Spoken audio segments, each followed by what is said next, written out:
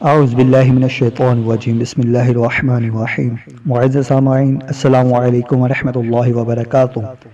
آپ سب لوگوں کا ارمان ٹی وی پہ ایک بار پھر خوش آمدید۔ آج ہم آپ کے لیے ایک اور ویڈیو لے کر آئے ہیں۔ ٹائٹل تو آپ نے ریڈ کر لیا ہوگا، ام عطار کی خارش ایسے ٹھیک ہوئی۔ ام عطار کی خارش کیسے ٹھیک ہوئی؟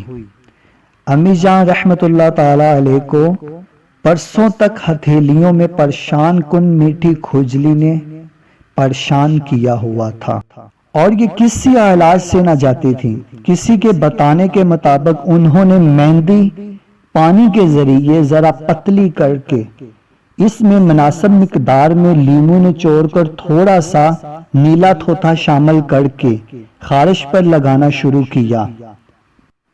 الحمدللہ عز وجل ان کو فائدہ ہو گیا۔ یہ علاج تا حصول شفا جاری رکھنا چاہیے۔ اگر پھر بھی خارش ہو تو دوبارہ بھی یہی علاج کر لینا چاہیے، انشاءاللہ عز وجل خارش دور ہو جائے گی۔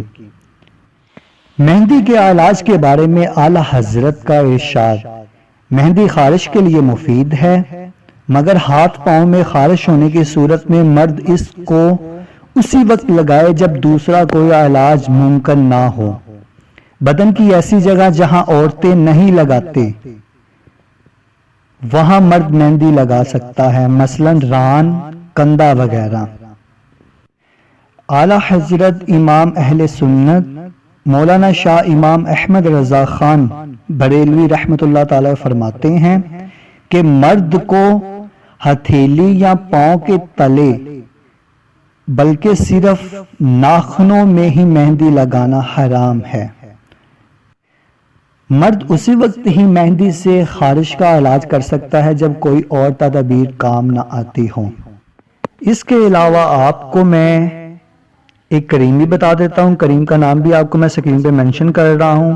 کسی کو سوکھی خارش ہو تو اس جگہ پہ یہ کریم لگا کر انگلی سے رگڑیے، انشاءاللہ عز وجل مفید ترین پائیں گے۔ یہ مرہم ہر طرح کی خارش، پھوڑے، پھنسیوں اور زخموں وغیرہ کے لیے کارآمد ہے۔ اگر آپ کو یہ میری ویڈیو اچھی لگی ہے تو ویڈیو کو لائک، شیئر، کمنٹ ضرور کر دیں اور میرے چینل کو سبسکرائب کر دیں تاکہ میرے نئے آنے والی ویڈیو سب سے پہلے آپ کو میرے۔ جزاک اللہ و خیرہ۔